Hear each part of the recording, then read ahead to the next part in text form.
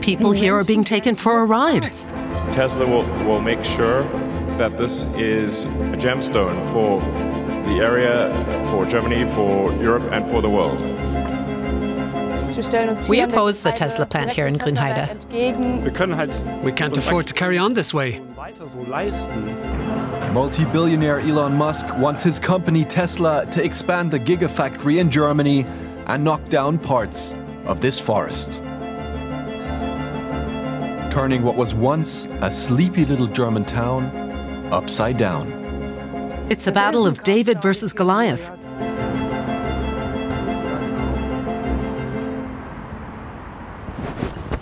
"24-year-old Roman is ready to climb up to his current home.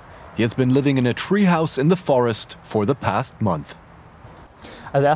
First of all, I love forests. I always feel deeply happy in the woods. Ever since I got here, I've also felt fully grounded. But a part of this forest is to be cut down to expand a factory that is building climate-friendly electric cars. A contradiction, says Roman, who is set to start his master's specializing in environmental protection. He and others are occupying the trees as a form of civil resistance to Tesla. Tesla is great at selling what they're doing as a solution, as a green alternative to what we already have. But we can't afford to carry on this way. In the long term, not everyone will be able to have a car.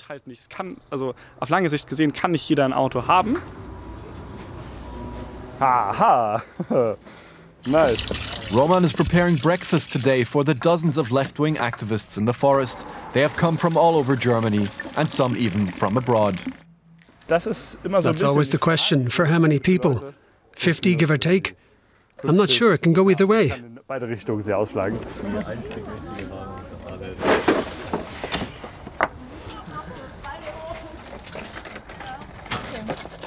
Many of the activists cover their faces when the cameras are on. Roman's name is also only an alias. The meals that they get here are free of charge. You need your strength if you're going to be climbing trees here. Good breakfast. Despite warm food, life in the woods can be cold and wet, and there are no showers. But Roman is very clear. He tells us he wants to stay and protect the forest. Why are parts of this forest in danger? Let's run through it. In 2019, Elon Musk announced that Tesla would be coming to Grünheide, a small town just east of Berlin. Musk bought land from the state of Brandenburg to build a massive factory.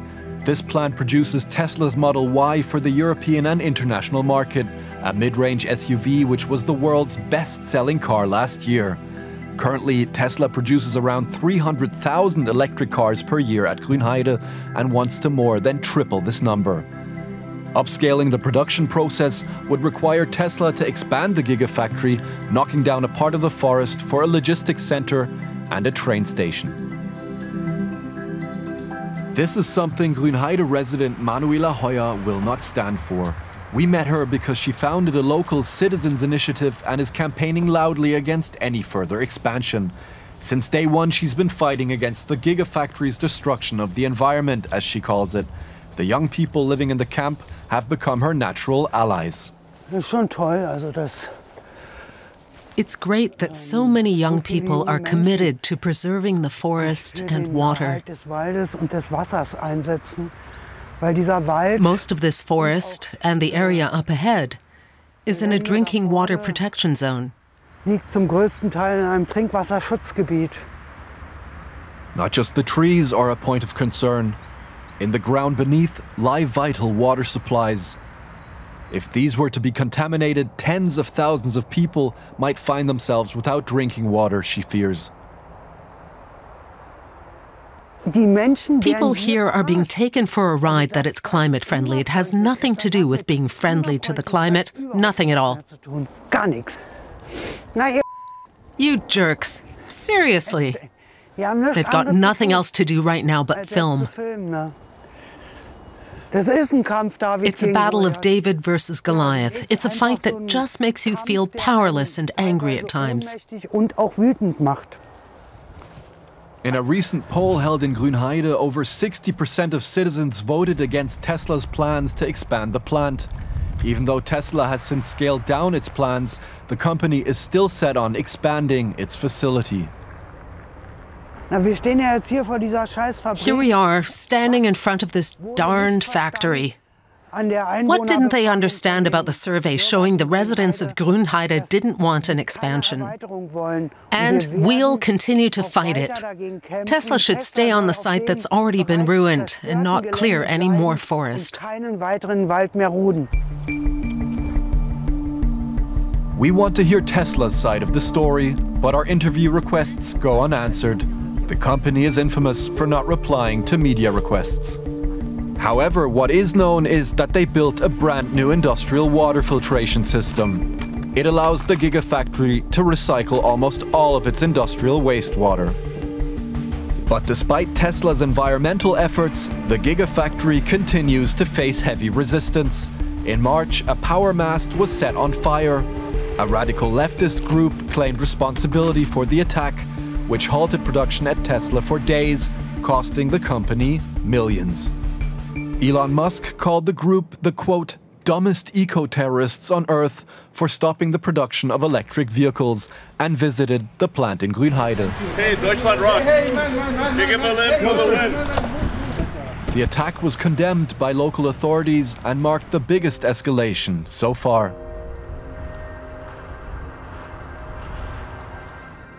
We want to hear an expert's take on the environmental situation and meet water scientist Martin Pusch. He says the area has been heavily impacted by climate change and despite recent rains, is usually one of the driest regions in Germany.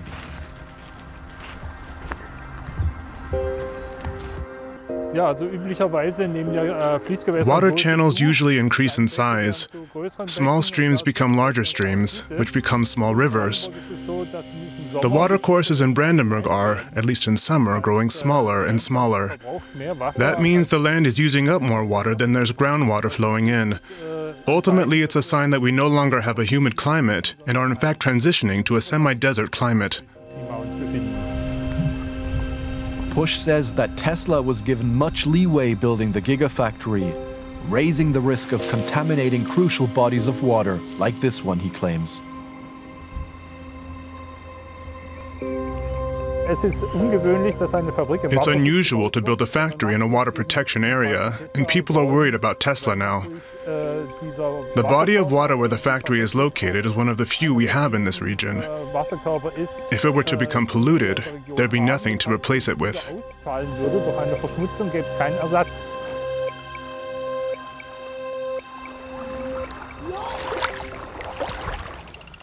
But the factory also has supporters among the local population. My name is Albrecht Köhler. I'm from Grünheide. Innovation and the future are important to me, and I think it's important and good that Tesla is here. Albrecht Köhler is part of a different citizens' initiative. Together with his friend Tobias Lind, he follows and documents the development of Giga Berlin. Everyone's talking about Tesla. Tesla also influences everything. Tesla makes many decisions that provoke discussions we can't do without. They say one of their goals is to battle misinformation that has been put out by some of Tesla's opponents. Their initiative is there to inform fellow citizens and enable a fact-driven debate grounded on a scientific basis, they say. Just like the protesters in the camp, they are also worried about climate change. I also see global challenges, but I see Tesla as part of the solution. That's not at all the case for most people in the camp. I'm fully convinced that without Tesla, we wouldn't be as far along with electromobility as we are now.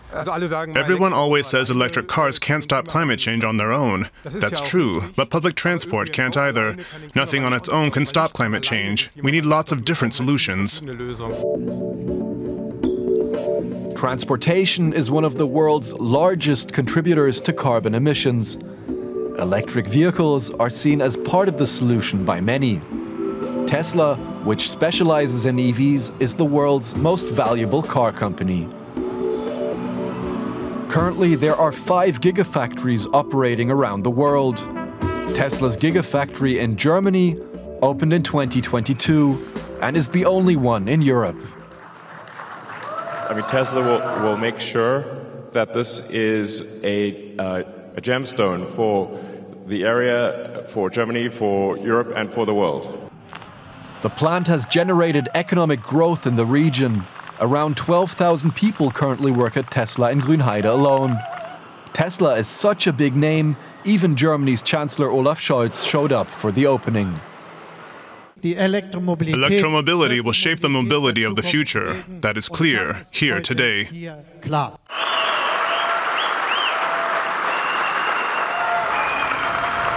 Despite the support from the highest levels of government, the 9,000 people actually living in Grünheide have very mixed opinions on Tesla.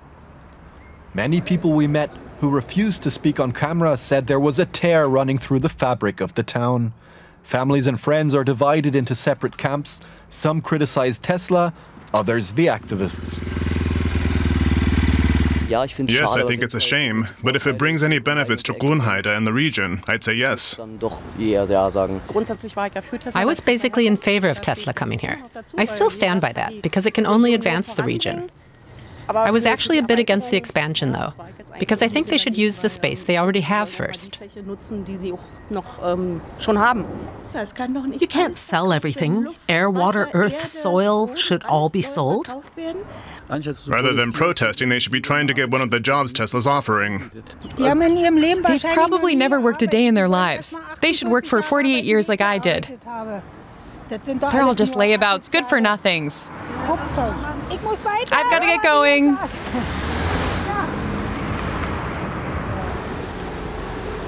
Pamela Eichmann is a local politician from the Social Democratic Party, the SPD. She says she feels the polarized atmosphere in the town. I think we've forgotten how to listen, how to reach out and talk to each other. I've also noticed, especially in our community meetings, that people who have a differing opinion are shouted down for no reason. Eichmann chairs the local council and will have a say in whether Tesla can expand the factory, but she's still undecided. She tells us the millions of euros in tax revenue from Tesla have allowed the town to build a new school. At the same time, she acknowledges that many citizens are worried. Tesla is both a blessing and a curse for Grünheide. A blessing is the higher tax revenue. A curse, on the other hand, is all the restructuring that affects the region. That's where the citizens' fears lie. They're afraid they won't recognize their Grünheide anymore.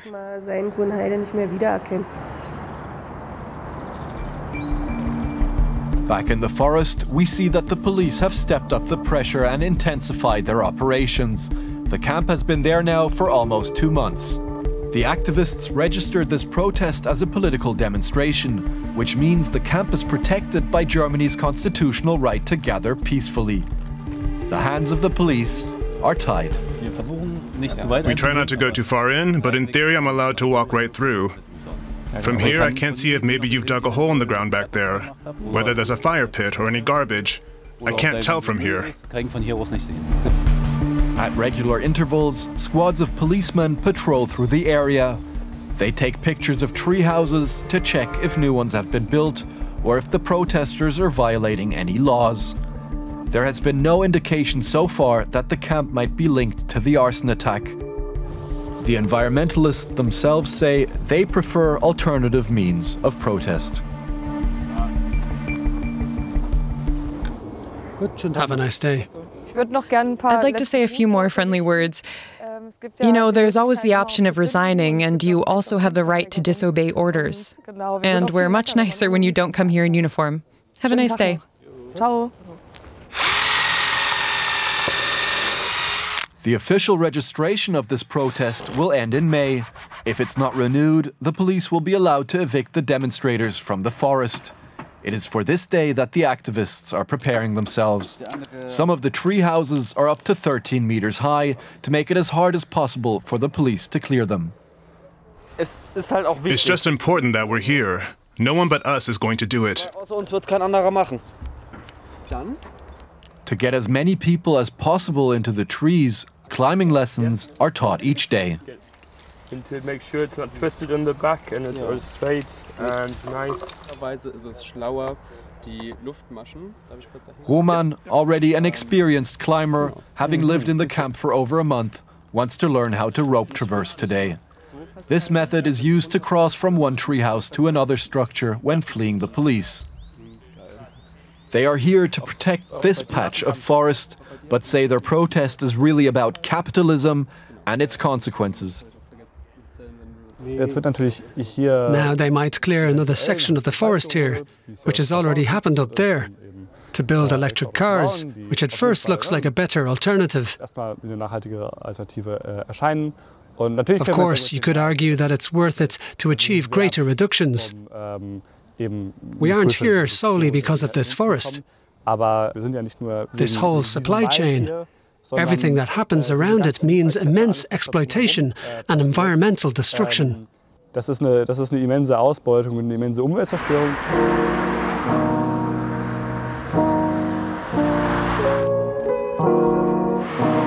This is where two worlds clash. On their way to work in the Gigafactory, Tesla workers have to pass by anti-Tesla protesters. Very few of them ever stop at the info stands to chat with the activists. What do you think of the protest camp? No comment.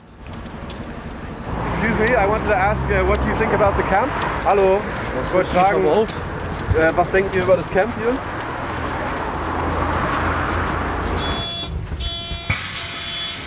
To get people to talk, once in a while, Roman hops on Tesla's shuttle service to drive to the factory. He looks out of place on the bus between all the people going to work. I just want to understand what it is that moves people here, what they think about us. I think it's really important to get out of your own bubble and talk to people. And also to be here and see what we're actually protesting against. I'm from the protest, and I try to get into contact with the people because I'm always interested, we're sitting in the forest and what people here think about us. So I was wondering, is there anything that you, what do you think about the protest? I really have a meeting in 2 minutes. Okay, no worries. I'm really sorry. Thank you. Have a nice day. It's difficult for Roman to find people to talk to, so it's just him and the car. The funny thing is, if you'd asked me 5 years ago, I would have said Tesla, amazing. Now I have a different opinion.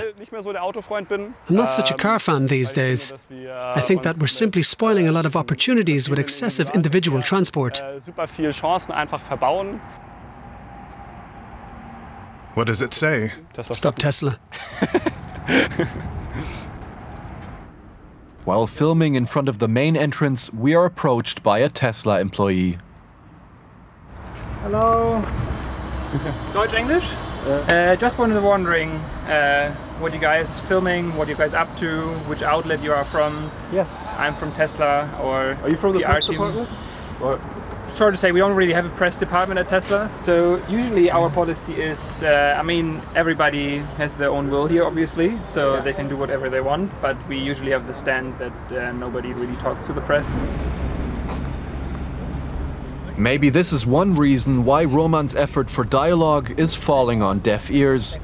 Today, he's going home without getting answers.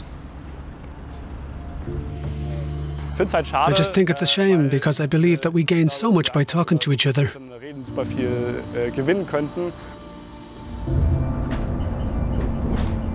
Roman says it will be difficult to find common ground. When asked what a solution could look like, he tells us the first step for him is to stop Tesla's expansion. And then maybe someday to end the production of EVs and instead build trams, buses and trains in what was once Tesla's Gigafactory. But is that realistic?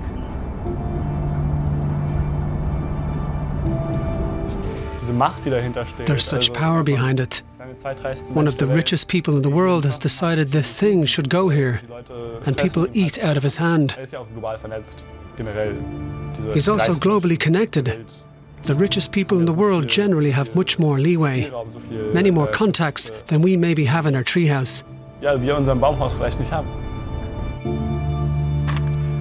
And so he's back in his world. That's so different from the giant Gigafactory. The forest seems to be peaceful right now, while the fight against Tesla continues.